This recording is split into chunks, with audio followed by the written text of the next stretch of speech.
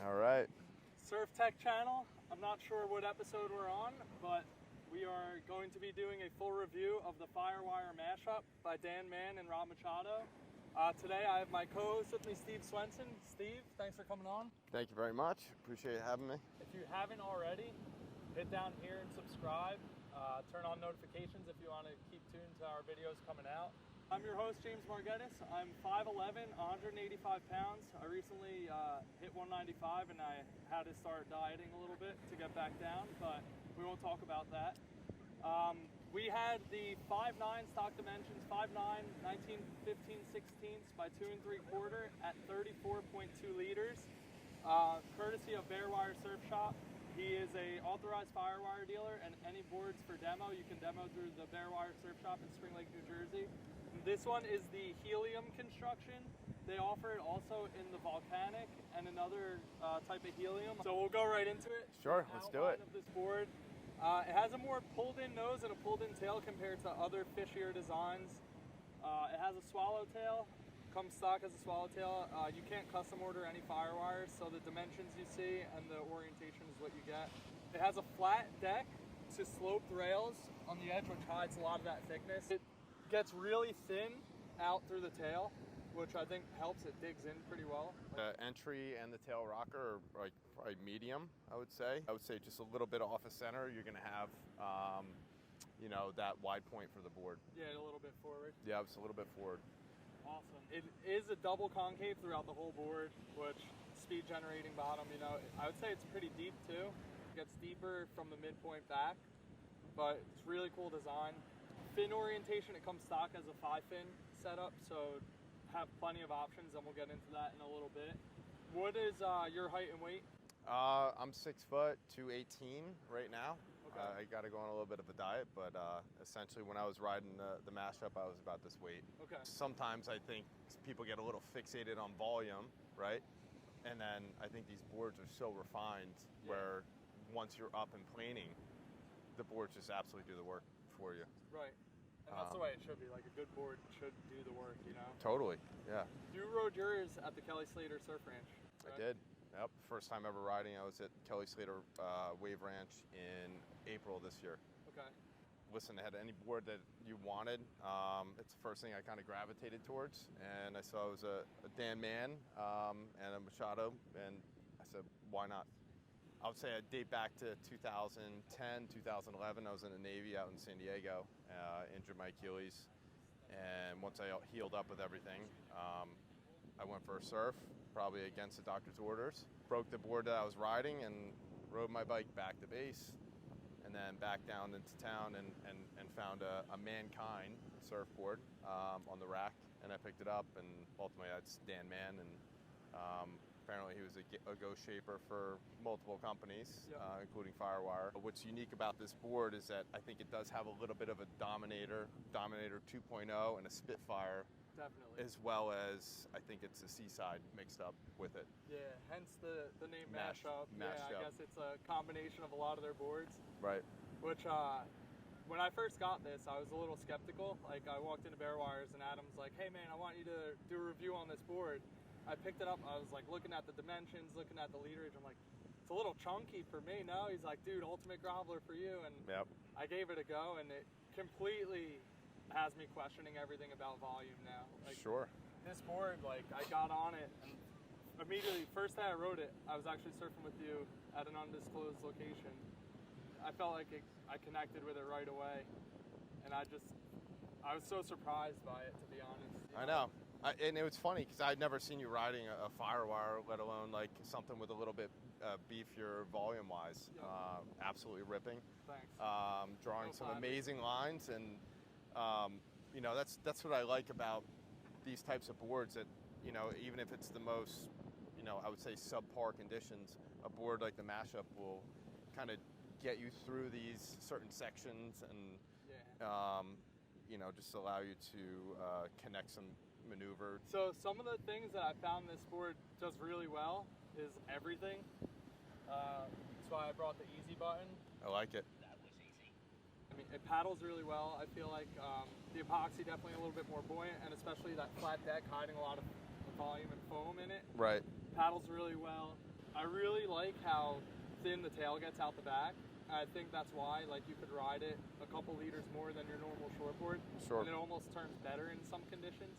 Right. I rode it with a bunch of different fin setups because I was like, this board works so well, and like, what wouldn't it work well as, you know? So that's what kept me going, and I just kept changing the fin setups. I originally rode it with the AM2 large template thruster, and just to get like baseline, that's what I ride in every board, just to get a feel for it. Loved it. And I was like, all right, let me try. I got the Vector 3.2 fins. Okay. The Futures are like the new foiled. They have 2 different foils in them, right, which we'll do a review on those as well on the channel.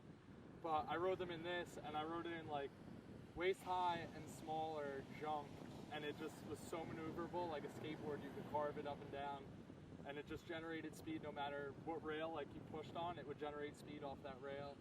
So you rode it as a quad? I did try it then as a quad. As a quad, okay. It got really small for a couple days like that. Last day we surfed, my first day on this was the last really good day of waves, I feel like. Right. And we've been stuck with junk ever since, so I've been experimenting. Rode it as a quad with those Vector fins as fronts, and then rode it with large rears, and I think that was a mistake. That was the only time I kind of struggled with it. Okay. In turns it felt good. It was like smooth and cruisy in turns, but like speed generation, I just always felt stuck. Like especially getting up and down the line. Right. Which I know that was one of your gripes too, was, you know, to touch upon paddling and getting into the wave. My paddling ability, no issues, but sometimes you feel like when you're getting into the wave, it might feel like a little stuck. Yeah. I would say that's the only drawback, but as soon as you get into the wave, it just gets up and gets going. Yeah. And riding it as a quad for me was absolutely amazing. It felt fast and loose, and I could push. I think the board really does want to be pushed further and harder than what it looks, and I think it can absolutely take that. I don't know how you feel about that. I agree 100%. And you told me that one day I was riding it. You were like, every turn you do, just try to push a little bit harder, and a little bit harder, and the thing loves to be pushed. And you were right. Like, I really felt that too, especially off the back foot. You could just sink that back rail and push as hard as you want. Right. Super responsive. You know, at the wave pool, it's a machine. You know, it's a man-made wave. Yep. It's a perfect wave every single time, so it's pretty fun being able to really like drive down as hard as you can and looking up at that lip line, and the board goes exactly where you want it to go. Yeah.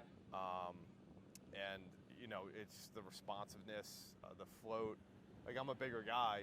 I never felt once that I was, you know, undergunned with the board under me. Yep. Especially leaderage. But I would say a typical board that I would ride, it's going to be a mini Simmons. It's probably holding about 41 or 42 liters, which sounds insane to most surfers. Yeah. But for me, it's my particular feel that I like. So a little bit apprehensive going down leaderage, yeah. But as soon as I got up on the board, there was no doubts in my mind that this is going to be. You were on the stock 6.0, right? I was on the stock 6.0, so I think maybe it was like 38 and change liters. Okay. Never had an issue with bogging a rail. Never had an issue, you know, having any kind of, I would say, drag. It was phenomenal. Like I was touching on things it does well, definitely the versatility with the 5 boxes. I didn't like it with the large quad rears, but as soon as I felt that, I put small quad rears in, and it was like night and day difference. Just that down the line speed was back, you know, getting up, getting going was good. And then the last setup that I rode it as was a 2+1, which was really cool too. Released really well, good drive. Right. I don't know what this thing wouldn't work well as, you know? But I'm curious, like, how was it backside for you? I loved it. I mean, that first day I was on it, I was yeah. backside, you know? And it's been weird. We've had a lot of south swells this summer, and if you're not from the east coast of the United States of America, a south swell comes across the beach this way, and theoretically should give you a lot of rights. But I feel like this summer with the sandbars, I mean, I've been going left more than right, and come up, hit the lip, and it just drives. Like, as soon as you do that maneuver, it picks up speed again, and just you're able to link at a lot of turns. Yeah, totally. Like you said, being able to link all the turns together, and feels nice. Obviously, I had a blank canvas of what I wanted to do. Yeah. and having the could right predict equipment, what the section was gonna do. you can, yeah, you're looking at the flags running down the line. You're a little stressed out. You don't want to fall in front of all your buddies, but like this board put me in the right place like exactly every single time that I wanted it to. Yeah. I have a real sweet spot in my heart for swallowtails. I think that's the best tail on a board that you could get. I think it gives you the most versatility. They're used for everything. You look at a small wave fish, wide swallowtail. You look at a big wave gun, narrow swallowtail. Like pivots off rail to rail a lot easier. You know, you can transition easier. And I've been custom ordering most of my boards now with swallowtails. Just not because of this board, before this board, but I think that's maybe why I love it so much too, is that tail. I know what I like to feel on a board, and you know, just surfing it once or twice, I'm going to know right away if I'm going to like it, right? And I could feel the difference of having a swallowtail, and that's something like moving forward I'm really going to change my gears towards. I really like the construction in the helium because it's that classic Firewire parabolic with the balsa rails. Recently I've been riding some epoxies, like lost light speed construction, and today I kind of did a comparison with a light speed board and a poly board. Went back to back just to feel it right away, and I really noticed that like in those stringerless epoxies, they're kind of a little dead, not in a bad way, but like they definitely flex a lot more, so it's not as instantaneous response. Right. As to where this, I did not feel that difference at all. I could go back and forth between this and a poly and kind of had a familiar, like similar flex to it, which I really liked. I think this construction is really good. The best things about this board are its downfall as well. I think this helium construction is super light. Right. And I kind of like didn't get into a couple waves I normally would have because like the wind just kind of held me off the wave. Right. But that was really honestly the only bad thing that I could say about this board, you know? Yeah, there's not really many downfalls to it. I would say start training a little more and paddle a little more in off season, but I'm not calling you fat, but maybe get on a little training regimen and then get your butt in the gear, and you have zero faults with this board. Yeah. But no, it is a little light. But if that's what the downfall of this board is, or not even downfall, I'd say the only negative comment to say on this thing. You know your conditions. Yeah, it's still, I'd probably still ride it when it's gusting 25 miles an hour offshore. Oh yeah, totally. I did, and that was like just a couple I just didn't get in. My recommendation is for people who are typically riding high performance shortboards and like daily drivers, volume up on this board. It's the ultimate groveler. I think you could ride it in 1 foot to, I really didn't get anything overhead high on it, and I wish I did because I would have loved to try it. But I would say 1 to 6 foot, this board go great, especially with the 5 fins. Absolutely. And then, like you were saying, I think someone coming off of more alternative shapes that are typically high volume, I think you could volume down on this and still have the same results. Right. But I just love what they did with this board, just mashing up essentially 3 different shapes, and it's the best of 3 different worlds there. You know. But overall, I would say, you know, this mashup is something that is going to be in my everyday quiver without a doubt. You know. I love this board. Can't recommend it enough. Steve, I want to thank you for coming on. Thank you, James. It's been real. Appreciate it. You know, likewise. Glad that we both could enjoy a shape like this and totally kind of have the same ideals of it. Yep. Probably, maybe, I don't want to throw that claim out there, but definitely one of the most fun boards I've ridden. I don't want to say the best board I've ever ridden because that's a very bold claim, but definitely one of the most fun boards I've Good in all conditions. Yeah,